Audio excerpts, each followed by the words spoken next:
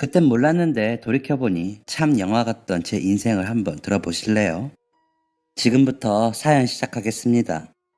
저는 홀어머니 밑에서 자랐습니다. 아버지란 사람의 얼굴을 본 적은 없었습니다. 어머니가 임신했다는 사실을 알고 도망쳤거든요. 저희 어머니는 23살에 미혼모가 되셨습니다. 어머니는 사라진 그 남자처럼 제 존재를 지워버리려 하셨답니다. 하지만 산부인과에서 제 심장 소리를 듣고 초음파로 본 제 모습이 점점 커가는 것을 보고 도저히 저를 놓지 못했다고 하셨습니다. 저희 어머니 그 당시에 비서일 하시면서 굉장히 벌이가 좋으셨습니다. 그래서 저에게 못해주는 게 많을까 그런 게 걱정되었던 건 절대 아니었고 무서우셨답니다. 저희 할아버지가 안 계시거든요. 어머니가 해주신 말씀으로는 어머니가 초등학생 때 할아버지가 바람을 피고 폭력을 일삼다가 집을 나갔다고 하셨습니다. 그래서 아버지 없이 사는 그 서름과 외로움이 어땠는지 아셨기에 저도 그런 아픔을 가지고 살아갈까봐 그게 무서우셨다고 하시더라고요. 그런 걱정은 할머니도 마찬가지셨습니다. 물론 할머니는 태어나지도 않은 저에 대한 걱정이 아니라 제 딸인 어머니에 대한 걱정이셨죠. 당신처럼 홀로 아이를 키우며 고생할 앞날이 걱정이 되어서 반대가 심하셨다고 했습니다. 그도 그럴 것이 어머니가 비서일을 하시기 때문에 임신한 몸으로는 할 수 없었고 그때 일하시던 자리에 정말 어렵게 들어갔다고 하셨거든요. 그런 자리를 모두 포기하고 저를 책임져야 하니 할머니 걱정이 이만저만이 아니었죠. 하지만 자식 이기는 부모 없다고 할머니는 결국 어머니의 고집을 꺾지 못하셨습니다. 어머니의 고향은 충청도입니다. 일하시던 곳은 서울이었고요. 아버지라는 사람을 만난 것도 서울이었죠. 연구 없이 일 때문에 올라가셨고 비서일이 집단으로 움직이는 일이 아니다 보니까 친구 하나 없이 지냈다고 하셨습니다. 그러다가 능글거리는 아버지라는 사람의 꼬임에 넘어갔고 저를 가지게 된 거였죠. 어머니는 처음에 회사에 임신 사실을 알리지 않았다고 하셨습니다. 그러다가 4개월이 좀 지나고부터 배가 나오니까 더 이상 숨길 수가 없었고 일을 관두고 할머니가 계신 충청도로 다시 내려오신 겁니다. 할머니가 계신 곳은 완전 시골이거든요. 동네에 큰 슈퍼도 없고 병원도 없고 아침이면 닭소리 들리고 밤이면 개소리 들리고 주변엔 논과 밭뿐인 그런 시골이요.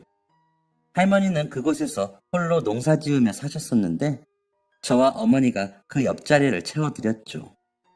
아무래도 지역이 그런 시골이니 저의 출생도 아주 다이나믹했답니다. 이른 새벽 어머니의 눈이 번쩍 뜨였다고 했습니다. 지금까지의 진통과는 다르다는 느낌이 팍 오더래요. 오늘이 날이구나 싶어서 급하게 짐을 싸는데 주르륵 뭐가 흘러서 보니까 양수가 터진 겁니다. 이른 아침부터 밭에 가서 일하시는 할머니한테 소리치며 달려가서 부르고 옆에 계시던 다른 주민분들도 난리가 났더랍니다. 할머니는 짐 싸느라 바쁘고 어머니는 무서워서 벌벌 떨면서 진통하느라 바쁘고 어떤 분은 택시 부르고 어떤 분은 구급차 부르고 여기서는 이렇게 숨 쉬어라 저기서는 일단 엎혀라 하면서 난리도 아니었더랍니다. 구급대원도 시간 좀 걸린다고 하고 택시도 여기 들어오는데 좀 있어야 한다고 하는데 어머니 진통은 점점 심해지고 다들 어떻게 해야 하나 안절부절 하던 그 상황에 영웅처럼 나타나신 분이 바로 우편물을 배달하시는 집배원 아저씨였답니다. 저희 동네에 오시는 싹싹하고 성실하기로 유명했던 집배원 아저씨가 계셨는데 그분이 그때 마침 저희 할머니 댁을 지나셨던 겁니다. 무슨 일이세요? 아니 글쎄 송씨 할머니 댁 딸이 지금 아기를 낳기 직전이요. 그런데 택시고 뭐고 한참 기다려야 한다지 뭐요? 네? 그럼 안 되죠. 타세요. 얼른요. 아저씨는 어머니를 오토바이에 태우셨답니다. 돌이켜보면 참 위험한 행동이긴 했는데 그때 아저씨가 그렇게 하지 않으셨다면 저는 아마 태어나지도 못했을 겁니다. 아저씨는 어머니를 병원까지 데려다 주셨다고 했습니다. 오토바이로 한 20분은 가셨다는데 아저씨가 가면서 계속 괜찮냐고 물어보고 정신 차리라고 해주고 다 왔다며 어머니를 안심시켜줬답니다. 덕분에 어머니는 천만다행으로 저를 안전하게 출산하실 수 있었습니다. 아주 건강하게 제가 태어날 수 있었죠. 그게 저와 집배원 아저씨의 첫 인연이었습니다. 할머니 댁으로 돌아온 어머니와 저는 마을 사람들의 사랑을 듬뿍 받으며 자랐다고 했습니다. 그 마을에서 저 같은 갓난아이는 정말 몇 년 만이었거든요. 다들 반일하시다가 저 보러 오고 할머니도 집에 계시다가 저 한번 데리고 나가서 동네 분들한테 자랑하고 하셨답니다. 그렇게 축복 속에서 태어났지만 제가 커갈수록 어머니는 걱정이 많아지셨습니다. 문제는 돈이었습니다. 아무리 할머니께서 농사하시며 번다고 하시지만 아무래도 수입이 넉넉하지는 않았거든요. 제가 크면서 입어야 할 옷들도 있고 학교도 갈 텐데 할머니 혼자 감당하시기에는 턱없이 부족했던 거죠. 그리고 한때 서울에서 돈을 잘 버셨던 어머니는 일을 해서 저에게 더 좋은 환경을 만들어주고 싶은 생각을 계속 하셨답니다. 하지만 다시 돌아간다고 해도 들어갈 자리가 있을지도 모르는 상황이었고 너무 어린 저를 두고 갈 수가 없어서 할머니 농사 도와드리며 그렇게 사셨습니다. 그렇게 제가 7살이 되던 해였습니다. 어머니에게 아주 좋은 제안이 들어왔습니다. 예전에 일했던 회사에서 자리가 났다며 연락이 온 것입니다. 사실 어머니께서 그쯤 할머니가 농사일로 많이 힘들어 보이셔서 진지하게 고민을 했다고 하셨습니다. 저도 7살이 되었으니 이제 할머니랑 둘이 지내도 괜찮지 않을까 하고요. 그래서 어머니가 먼저 회사에 연락을 했고 알아봐준다고 하고 연락이 없다가 급히 자리가 생겼다며 최대한 빨리 와달라고 한 겁니다. 어머니 일 특성상 출장도 많고 밤늦게 끝나시기도 해서 저는 데려가지 못하시고 어머니 혼자 서울로 떠나셨습니다. 그때부터 저와 할머니는 둘이 살게 되었습니다. 솔직히 처음엔 너무너무 슬펐습니다. 단 하루도 어머니와 떨어진 적이 없었는데 갑자기 이별을 하게 되다니 그때 진짜 할머니 말도 안 듣고 맨날 울고 뗐었던 기억이 납니다. 어머니는 한 달에 한 번 정도 집에 오셨습니다. 그마저도 못 오시는 날도 많았습니다. 어렸지만 어머니가 얼마나 고생하시는지 느껴지더라고요. 어머니는 올 때마다 장난감을 한가득 사다 주셨고 할머니에게 매번 죄송하다고 하셨습니다. 그리고 꼭 머지않아 할머니랑 저 둘 다 데리고 같이 살 거니까 전세금 모을 때까지만 조금만 기다려달라고 하셨죠. 저는 초등학교 입학식도 할머니랑 갔습니다. 어머니가 꼭 오신다고 했는데 급한 일이 생겨서 못 오셨거든요. 다른 애들은 부모님 손잡고 하하호호하며 짜장면 먹으러 가는데 저는 할머니 손잡고 집에 가는 게 너무 싫었습니다. 집도 제가 친구들 중에 가장 멀었습니다. 학교 끝나고 너무 오래 놀면 집 갈 때 너무 어두워서 오래 놀지도 못했죠. 주말엔 집에서 비디오 보고 마당에서 어머니가 사다 주신 장난감 가지고 놀았습니다. 그런 저에게 뜻밖의 친구가 생기게 됩니다. 바로 집배원 아저씨였습니다. 꼬맹이, 오늘은 무슨 놀이 하시나? 울트라맨이요. 오, 아저씨도 그거 알아. 아저씨도 울트라맨 봐요? 그럼 아저씨 딸이 울트라맨 좋아하거든. 이것 봐, 이거 맞지? 아저씨 울트라맨 같지? 아저씨는 울트라맨 포즈를 웃기게 흉내냈습니다. 덕분에 어딘가 모르게 불편하고 허전했던 제 마음이 조금 풀어졌죠. 그렇게 아저씨는 지나갈 때마다 몇 번씩 제게 장난을 걸어주었습니다. 그러다 보니 제가 먼저 아저씨한테 인사하고 장난을 치는 사이가 되었었죠. 아저씨, 오늘은 손오공 흉내 내주세요. 아저씨가 손오공을 잘 못하는데 어쩌지? 대신 저팔계는 잘하지. 왜 이러셔? 어때? 잘하지? 그 시절 저에게 아저씨는 제가 가장 좋아하는 어른이었습니다. 그래서였을까요? 할머니에게도 어머니에게도 하지 않았던 투정을 아저씨한테 부릴 수 있었습니다. 엄마는 맨날 바빠요. 너무 바빠요. 어른들은 원래 다 바쁘지. 아저씨도 바빠요? 그럼 아저씨도 맨날 일하잖아. 그래도 아저씨 딸은 맨날 아저씨 보잖아요. 저는 맨날 엄마 못 봐요. 엄마는 한 달에 한 번 와요. 아니다. 이번 달엔 안 왔어요. 태성이는 엄마가 보고 싶어? 네, 당연하죠. 그러면 이렇게 하는 거 어떨까? 어떻게 해요? 편지를 쓰는 거야. 편지요? 저 한 번도 써본 적 없는데요. 이제부터 쓰면 되지. 태성이 글 쓸 줄 알지? 그럼요. 저 8살인데 당연하죠. 근데 받아쓰기는 잘 못해요. 맨날 틀려요. 좋아. 그럼 이 아저씨가 알려줄 테니까 이제 엄마한테 편지 써볼까? 네. 그때부터 저는 엄마한테 편지를 쓰기 시작했습니다. 제가 사실 다른 애들보다 한글을 늦게 깨우쳐서 8살 때 글자를 완벽하게 쓰진 못했거든요. 받아쓰기 10문제 중에서 5개만 맞고 받침 있는 글자는 어려워했었습니다. 그런데 그때 아저씨하고 편지 쓰는 거 하면서 글 쓰는 실력이 정말 많이 늘었습니다.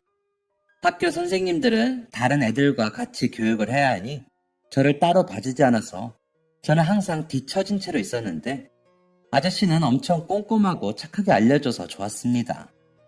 첫 번째 편지 내용은 엄마, 저는 태성이입니다. 사랑해요. 였습니다. 이렇게 짧게 시작했던 편지 내용이 회를 거듭할수록 점점 늘어났죠. 제가 편지를 쓰면 아저씨가 우표를 붙여서 저를 대신해 편지를 보내줬습니다. 자, 이건 우표라는 건데 이게 없으면 편지를 보낼 수가 없어. 저 이거 없는데 어떡해요? 아저씨가 주면 되지. 태성이가 편지 다 쓰면 아저씨가 우표 붙여서 엄마한테 보내줄게. 우와, 아저씨, 울트라 캡장. 그땐 우표가 공짜인 줄 알았습니다. 그리고 아저씨가 집배원이니 당연히 우표 붙여주는 일도 해주는 줄 알았는데 나중에 알고 보니까 아저씨 사비로 우표 구매해 주시고 집배원이 편지 붙이는 일까지 하는 게 아니더라고요. 당연한 건 줄 알았는데 그게 아니었습니다. 어머니한테 편지를 쓰고 있으면 어머니에 대한 생각이 더 많이 나서 좋았습니다. 그리고 가끔 돌아오는 어머니의 답장도 재밌었습니다.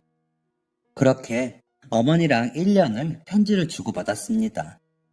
저는 9살이 되었고 편지를 썼던 덕분에 한글도 엄청 잘 쓰게 되었었죠. 2학년이 되고 첫 쓰기 시험에서 100점 맞았던 기억이 아직까지 납니다. 할머니께서 그때 닭을 삶아 주셨었거든요. 가끔 집에 찾아왔던 어머니도 어쩜 그렇게 한글을 잘 쓰게 되었냐며 기특하다고 해줬습니다. 태성아, 이번엔 엄마가 장난감 말고 새로운 선물 가져왔어. 우와, 뭔데요, 엄마? 짜잔, 예쁘지? 우와, 필통이랑 편지지다. 필통 안에 연필도 많아요. 제가 좋아하는 손오공이 그려져 있는 멋있는 필통과 예쁜 파란색 편지지였습니다. 안에는 연필과 지우개, 형광펜 같은 필기구도 가득 들어 있었습니다. 엄마가 출장 다녀오면서 사온 거야. 이제 여기에다가 편지 더 많이 써줄래? 응, 제가 편지 더 많이 쓸게요, 엄마. 너무 좋았습니다.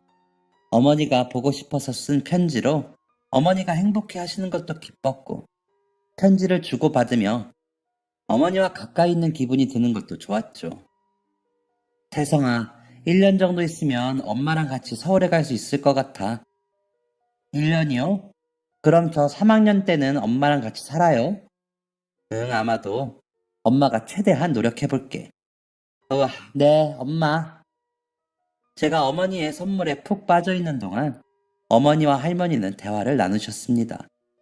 어머니는 언제나처럼 죄송하다는 말로 이야기를 시작했고 할머니는 언제나처럼 괜찮다며 네가 고생이 많다며 어머니를 위로해 주셨습니다. 엄마, 그런데 얼굴빛이 안 좋은데 어디 아파요?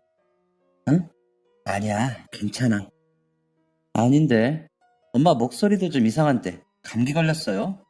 병원 가보셔야 하는 거 아니야? 아이고, 괜찮다니까. 안 그래도 오전에 약 먹어서 괜찮아. 약 먹으니까 잠 오네. 좀 자야겠다.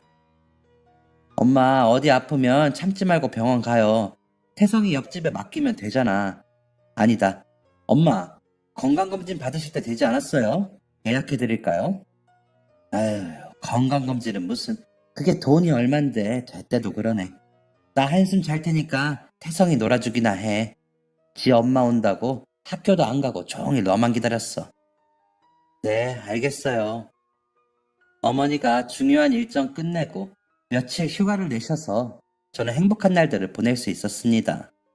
이제 9살이나 되었으니 더 이상 엄마와 헤어질 때 울지도 않았죠. 그리고 헤어진다고 해도 괜찮았습니다. 저는 어머니랑 또 편지를 주고받으면 되니까요. 그렇게 또 한 달 정도 편지를 주고받다가 어머니에게 이런 내용의 편지가 왔습니다. 우리 태성이 글짓기 상도 받고 정말 대견하다. 태성이 더 열심히 글 쓸 수 있도록 엄마가 연필이랑 공책 많이 사가야겠네. 엄마가 다음 주부터 중요한 일이 있어서 출장을 갈 거야. 길어지면 한 달 정도 걸릴 것 같아. 엄마가 집에 돌아와서 태성이 편지 볼 테니까 그동안 편지 잘 써줄래? 엄마가 돌아와서 답장 많이 써줄게. 항상 사랑하는 우리 태성이 건강하게 지내고 있어야 해. 그때 약간 속이 상했던 기억이 납니다. 한 달 동안 어머니의 답장을 받을 수 없다니. 조금 슬펐지만 그동안 편지를 더 많이 써야겠다고 생각했습니다. 그런데 그때쯤에 할머니에게 문제가 생기게 됩니다. 할머니가 겉으로 티는 안 내셨는데 9살인 제가 봐도 할머니가 아프시다는 게 느껴지더라고요. 기침도 많이 하시고 목소리도 이상하게 바뀌었는데 단순한 감기로 보이진 않았습니다. 그리고 결정적으로 할머니가 정말 편찮으시구나 하고 느낀 사건이 있었습니다. 새벽에 자다가 눈을 떴는데 할머니가 옆에 안 계시더라고요. 제가 할머니랑 같이 잤었거든요. 그래서 어디 가셨나 하고 무서워서 거실로 고개를 내밀었는데 화장실에서 빛이 새어나왔습니다. 무슨 소리도 들리는 것 같아서 가보니까 할머니께서 숨이 넘어가라 기침을 하고 계시더라고요. 게다가 할머니의 손바닥이며 변기며 피가 튀어 있었습니다. 너무 무서워서 방으로 달려갔습니다. 그땐 정말 할머니가 돌아가시는 건 아닐까, 괴물로 변하면 어쩌나 했습니다. 저는 이날의 일을 편지로 적어서 어머니에게 보냈습니다. 하지만 어머니는 한창 출장 중이셨고 제 편지를 보실 수가 없었습니다. 일주일이 지나도록 어머니 답장도 없고 전화도 안 오고 할머니의 기침은 더 심해지고 저는 너무 무서웠습니다. 그러다 생각난 사람이 집배원 아저씨였습니다. 저는 마당에 앉아 하염없이 아저씨를 기다렸습니다.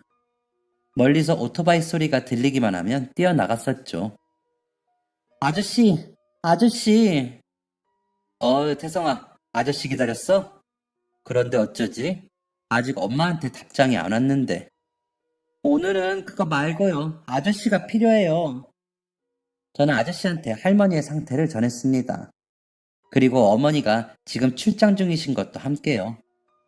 아저씨는 심각하게 제 얘기를 들어주셨습니다. 그리고 저에게 어머니의 회사 이름을 아냐고 물어봤었죠. 그런데 제가 그걸 알 리가 없었습니다. 그랬더니 저 대신에 할머니를 찾아가셨죠. 어르신, 아이고, 어르신 정말 안색이 너무 안 좋으시네요. 안 되겠어요. 제가 따님 회사의 내용 전달할 테니까 회사 이름만 좀 알려주세요. 아유, 됐어요. 나 괜찮아요. 일 없어. 일 없어. 아니에요. 태성이한테 다 들었어요. 기침할 때 피 나오세요? 할머니가 못 이기는 척 고개를 끄덕이셨습니다. 그러자 아저씨는 더 적극적으로, 더 심각한 얼굴로 할머니께 어머니의 회사 이름을 물어보셨습니다. 할머니는 끝내 어머니의 회사 이름을 알려주셨고 정확한 지역은 모르고 서울 강남 어디에만 있다고 알려주셨습니다. 어르신, 제가 따님께 전할게요. 어르신 많이 안 좋아 보여요. 무리하지 마시고 쉬고 계세요. 아시겠죠? 태성아, 아저씨 엄마한테 전화하고 올게. 아저씨한테 말해줘서 고마워. 제가 꾸벅 인사를 하자 아저씨는 얼른 오토바이에 올라탔습니다. 오토바이를 타고 가는 그 뒷모습이 엄청 듬직해 보였습니다. 아저씨는 아주 늦은 밤이 되어서야 돌아오셨습니다. 아저씨를 기다리다가 지친 채가 잠에 빠져들려는데 찻소리를 듣고 깼습니다. 아저씨는 문을 쿵쿵 두드리더니 할머니와 저를 급히 깨우고 타고 온 택시에 저희를 태우셨습니다. 어르신, 지금 저랑 큰 병원에 갈 거예요. 따님이랑 전화했고 따님도 이쪽으로 오신다고 하셨어요. 엄마가 와요? 엄마 지금 온대요? 지금 일본에 계셔서 당장은 못 오시고 내일 아침 일찍 비행기 타고 오신대. 다행이다. 이제 다행이다. 저는 병원에 가는 택시에서 계속 울었습니다. 어머니가 오신다는 안도감과 할머니가 정말 심각하게 아프시구나 하는 걱정이 섞인 눈물이었습니다. 나중에 들어보니 아저씨가 서울 강남 부근에 있는 우체국들의 전화를 다 돌렸다고 했습니다. 전화를 걸어서 어머니 회사 이름을 말하며 알고 있으면 전화번호 좀 알려달라고 했다더군요. 114에 물었더니 전화번호가 등록되어 있지 않았다며요. 그렇게 어렵게 찾아내서 회사에 전화를 걸었는데 그때 어머니가 출장 갔던 장소가 일본이었거든요. 그래서 아저씨가 지금 많이 급한 상황이니 꼭 전달 좀 해달라고 해서 회사에서 일본에 연락해서 겨우 어머니에게 상황이 알려졌답니다. 상황 전해 들은 어머니가 저희 동네 우체국으로 전화를 걸었고 퇴근도 안 하시고 기다리던 아저씨가 전화 받고 바로 택시 불러서 할머니 댁으로 온 거였습니다.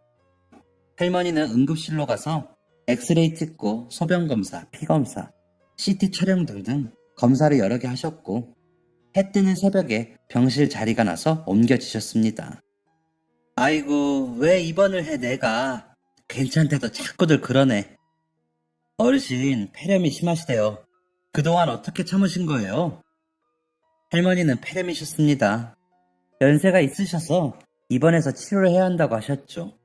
방치했으면 목숨까지 위험했을 거라고. 지금이라도 와서 다행이라고 의사 선생님이 말씀하셨습니다. 오후가 다 되어서야 도착한 어머니의 얼굴은 새하얗게 질려 계셨습니다. 할머니에게 그러게 병원 가보라니까 왜 말을 안 듣냐고 화도 내시다가 어린아이처럼 우시기를 반복하셨죠. 그리고 집배원 아저씨께 감사하다는 말도 잊지 않으셨습니다. 정말 감사합니다. 예전에 태성이 태어났을 때도 그렇고 이번에도 그렇고 저희 가족이 신세를 많이 지내요. 저희 가족의 은인이세요. 아유, 은인은 무슨요? 아니에요. 다 태성이 덕분에 알게 된걸요. 태성이요? 네, 태성이가 할머니 편찮으신 걸 엄마한테 편지를 썼는데 답이 없다고 하더라고요. 할머니가 어떻게 되실까봐 걱정이 되었나 봐요. 저 오는 거 한참 기다리다가 저한테 말해주면서 도와달라고 하더라고요. 진짜 듬직하고 똘똘한 아드님 두셨네요. 어머니는 아까보다 더 많은 눈물을 흘리셨습니다. 저를 안아주시면서 미안하다고 고맙다고 하시는데 그땐 어리둥절하기만 했습니다. 어머니는 하루에도 몇 번씩 병원 전화로 회사와 통화를 했습니다. 그리고 할머니와도 하루에도 몇 번씩 진지하게 대화를 나누셨고요. 그리고 더 이상 어머니가 회사로 전화도 하지 않고 할머니와도 진지한 대화를 하지 않았을 때 어머니는 제게 말해주셨습니다. 태성아, 이제 엄마랑 같이 살자. 할머니가 어느 정도 회복되고 저희는 서울로 가게 되었습니다. 자연스레 집배원 아저씨와도 연락이 끊겼죠. 서울살이의 처음 1년은 어머니가 사시던 작은 원룸에서 지내게 되었습니다. 할머니는 밭과 시골집을 정리하셨고 어머니는 벌이는 조금 덜하지만 출장이 많지 않고 야근이 많지 않은 부서로 이동을 하게 되었습니다. 어머니는 금전적인 부분과 할머니의 건강에 대한 걱정이 많으셨지만 저는 마냥 기뻤습니다. 어머니와 같이 살게 되었다는 사실만으로도 저는 모든 걸 다 가진 것 같았거든요. 어머니는 매일 계산기를 두드리셨습니다. 그리고 제가 3학년이 되던 해에 방 하나에 거실 하나가 있는 이전보다 조금 더 큰 집으로 이사를 갔습니다. 그래도 할머니의 시골집보다는 작았지만 불평하지 않았습니다. 조금 더 큰 집으로 이사를 했지만 어머니는 여전히 할머니와 저에게 미안해 하셨습니다. 태성아, 미안해. 엄마가 더 능력 있는 사람이어야 하는데. 엄마는 능력이 없어요? 엄마가 부족해서 할머니도 태성이도 이렇게 힘들게 지내잖아. 저 하나도 안 힘든데요. 엄마랑 살아서 너무 행복한데. 할머니도 그랬어요. 엄마랑 살아서 좋다고요. 시골 할머니 집에 있을 때도 할머니가 맨날 엄마 생각했어요. 엄마 밥은 먹었는지 모르겠다고 했고, 엄마 아기 때 사진도 자주 봤어요. 할머니가 정말 그때 어머니가 정말 많이 우셨습니다. 그런데 하나도 슬퍼 보이지가 않았습니다. 많은 눈물을 흘리지만 웃고 있는 어머니의 모습이 정말 예뻤던 기억이 아직까지도 선명합니다. 그때부터 어머니는 다시 힘을 내기 시작하셨습니다. 할머니도 거의 다 회복이 되었었고, 저도 한층 성장을 했으니 어머니는 가장으로서 더 열심히 살기 시작하셨습니다. 때마침 좋은 조건으로 다른 회사에 스카웃되면서 어머니가 이직을 하셨고, 그때부터 저희 집의 경제적 여건이 많이 괜찮아졌었습니다.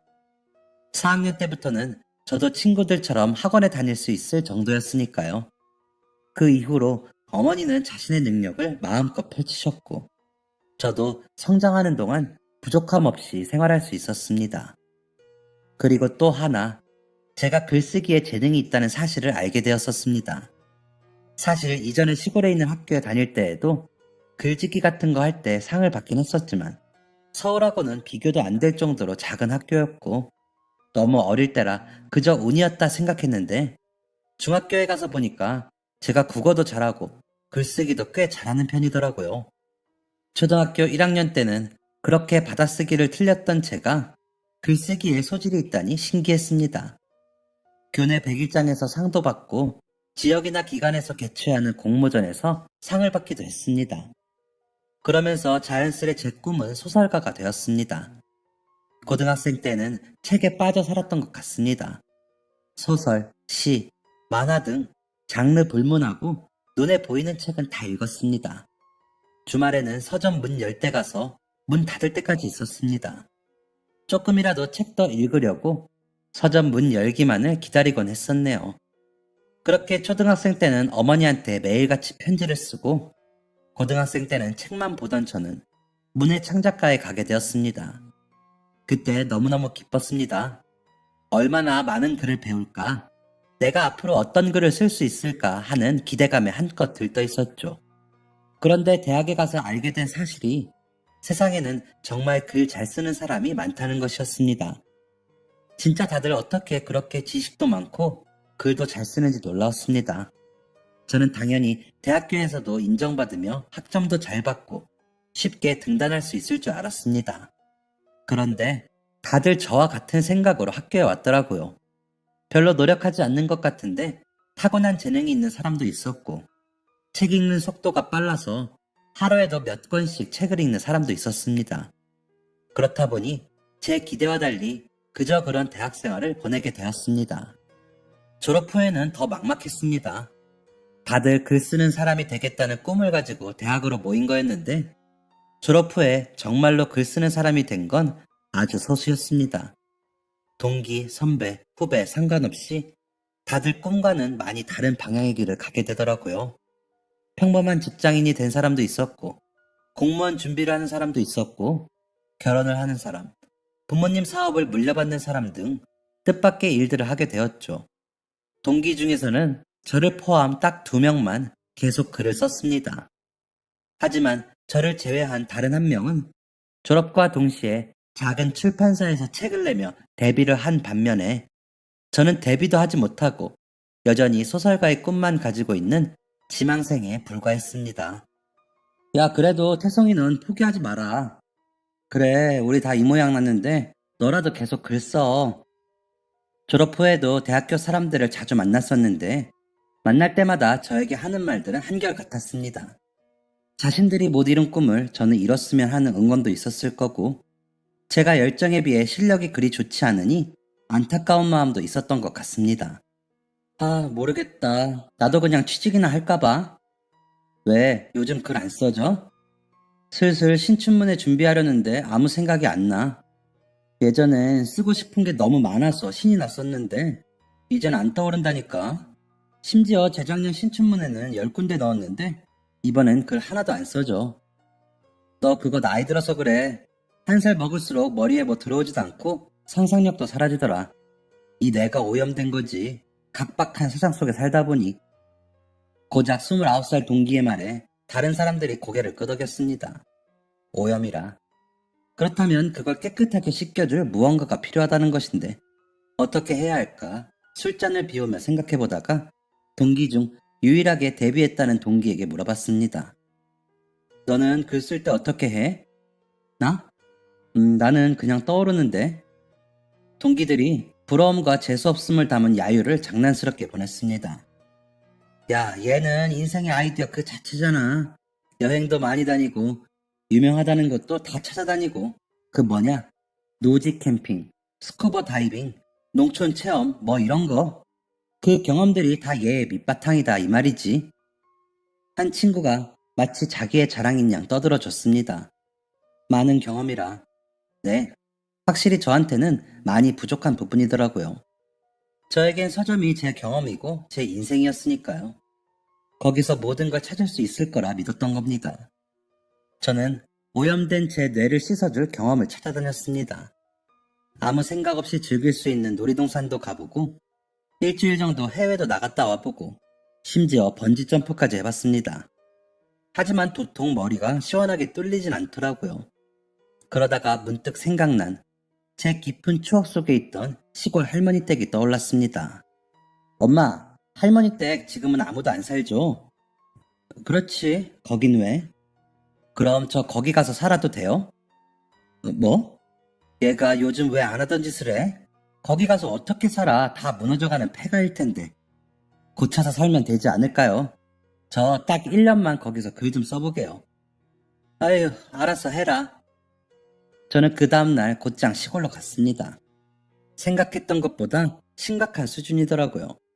어릴 땐 집이 크게 느껴졌는데 다시 보니 엄청 작았고 거미줄도 많고 벌레도 많고 낡은 가구 몇 개만 있었습니다. 저는 바로 사람 불러서 손 볼 곳 손 좀 보고 제가 셀프로 도배까지 싹 해서 정말 그 시골집에 살게 되었습니다. 그땐 정말 글쓰기에 간절했기에 그런 괴짜 행동을 했었네요.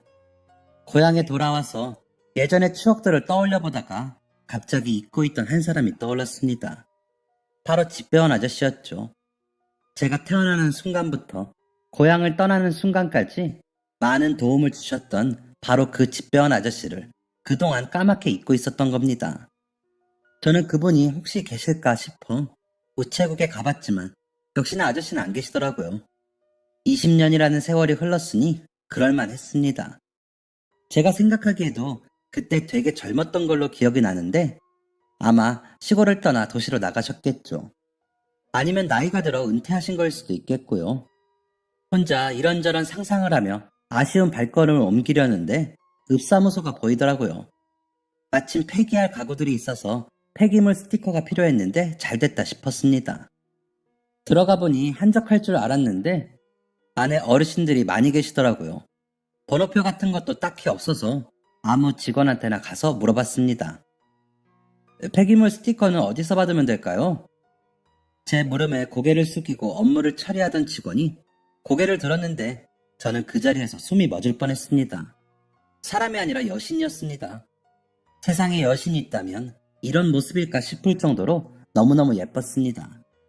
여신님이 뭐라고 하는데 넋놓고 그 미모에 빠져 있었습니다. 저기 듣고 계세요? 네? 네? 네! 죄송해요. 뭐라고 하셨죠? 어떤 가구 버리실 거세요? 옷장이랑 소파요. 네, 옷장이랑 소파.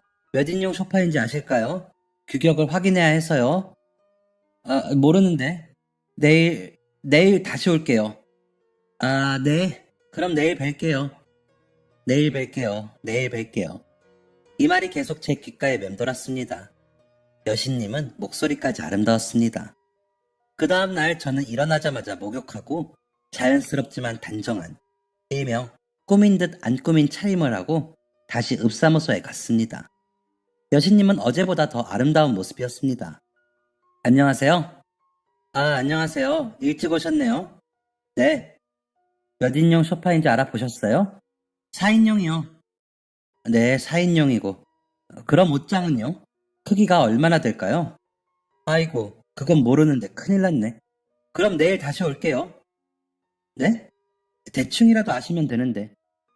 대충이라뇨. 돈 내고 버리는 건데 대충 하면 안 되죠. 제가 정확하게 치수 재서 내일 다시 오겠습니다. 저는 말도 안 되는 핑계를 대면서 여신님을 다시 만날 핑계를 만들었습니다. 그리고 또 그 다음날, 이번엔 정말 폐기물 스티커를 받게 되었고, 또 만날 구실이 없을까 곰곰이 생각하다가 필요하지도 않은 가족관계 증명서를 떼러가고, 또 그 다음날은 등본도 떼어보고, 또 다음날은 민원도 넣어보고, 화장실 가려고 왔다는 핑계도 대보고, 하다가 정 핑계거리 없다 했을 때 여신님이 먼저 저에게 말을 걸었습니다.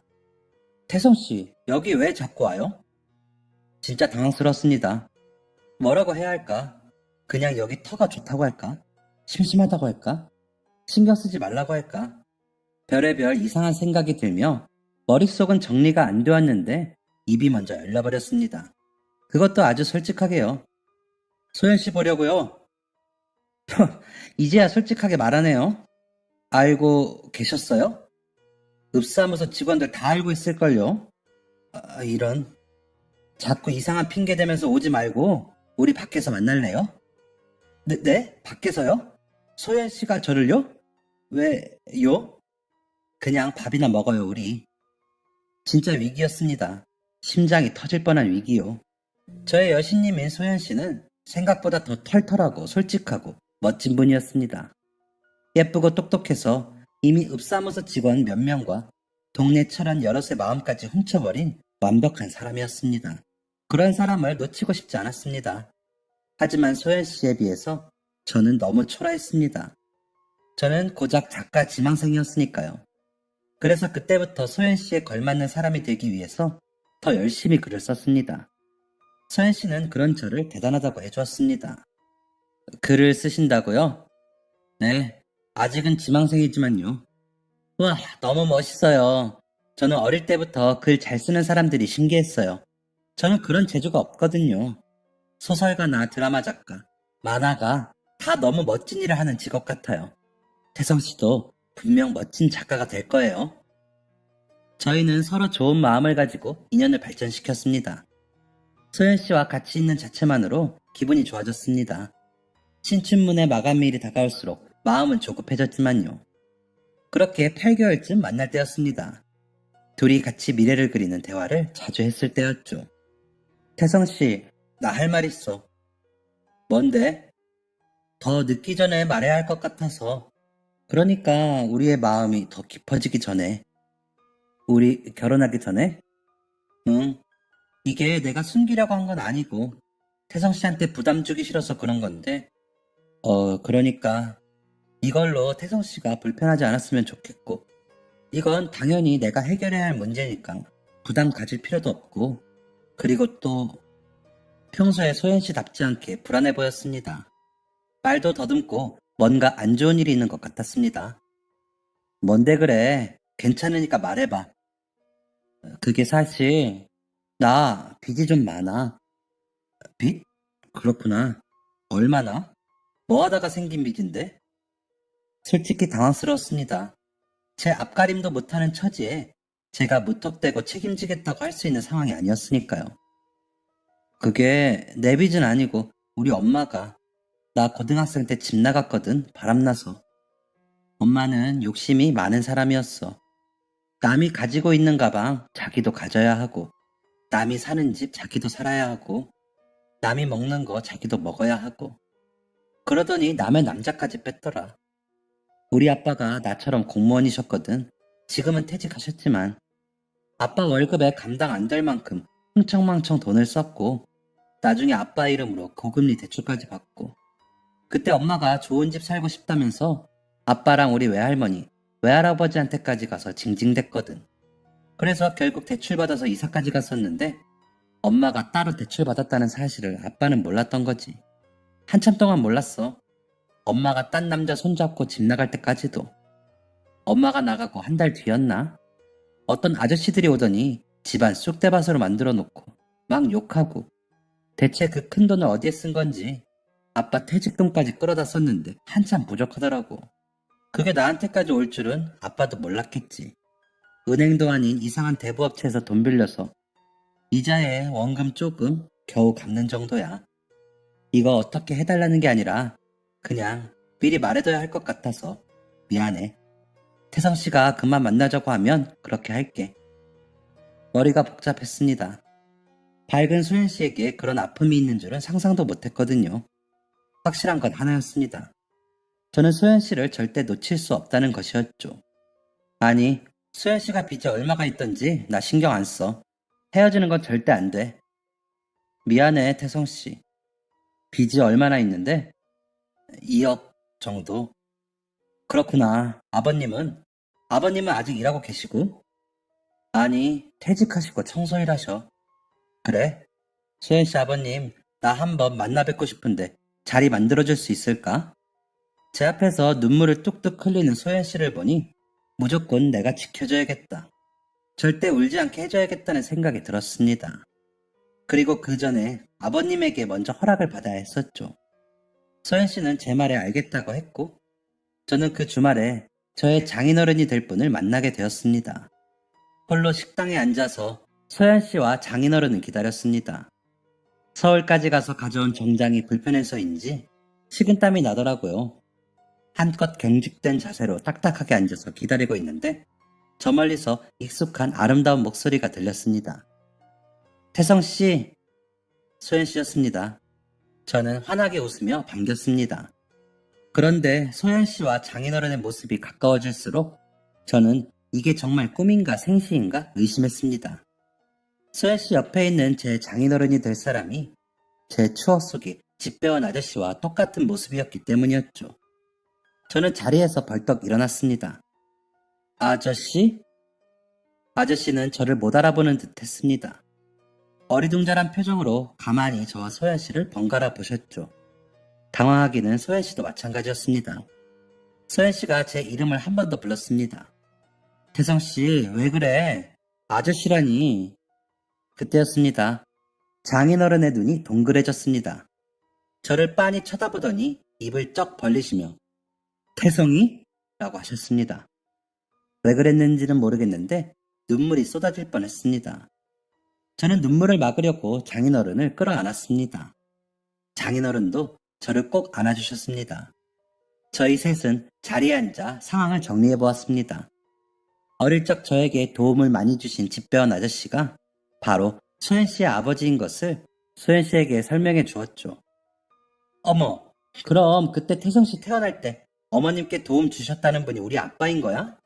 너무 신기하다. 소연 씨는 놀란 토끼 같은 표정을 했습니다. 저는 아저씨가 당연히 이사 가셨을 줄 알았어요. 사실 여기 다시 와서 우체국에 갔었거든요. 혹시 계시나 하고. 그랬구나. 여기서 쭉 살았어. 이사도 근처로만 다녔고 중간에 한번 근무지가 바뀌어서 다른 곳으로 갔다가 거기서 은퇴했고. 그러셨구나. 정말 보고 싶었어요, 아저씨. 나도 이따금 너의 가족이 궁금하더라. 할머님은 잘 계시고 어머니는 여전히 멋있으시지? 네, 아버님 덕분에 할머니 아주 건강하세요. 엄마는 여전히 일로 많이 바쁘시죠 뭐. 식사 자리는 아주 화목했습니다. 오랜만에 만난 가족처럼 정겹게 대화를 나누었습니다. 식사가 끝날 무렵 저는 오늘 아버님을 만나 뵌 목적을 말하기로 했습니다. 아버님, 저 소연 씨 정말 많이 사랑해요. 저 소연 씨랑 결혼하고 싶습니다. 그리고 소연 씨한테 사정 전해 들었습니다. 그 일로 소연 씨 우는 모습도 봤고요. 저 평생 소연 씨 눈에서 눈물 한 방울 안 나게 노력하겠습니다. 제가 맹세할게요. 아버님은 진지하게 제 얘기를 들으시더니 제 손을 꼭 잡아주셨습니다.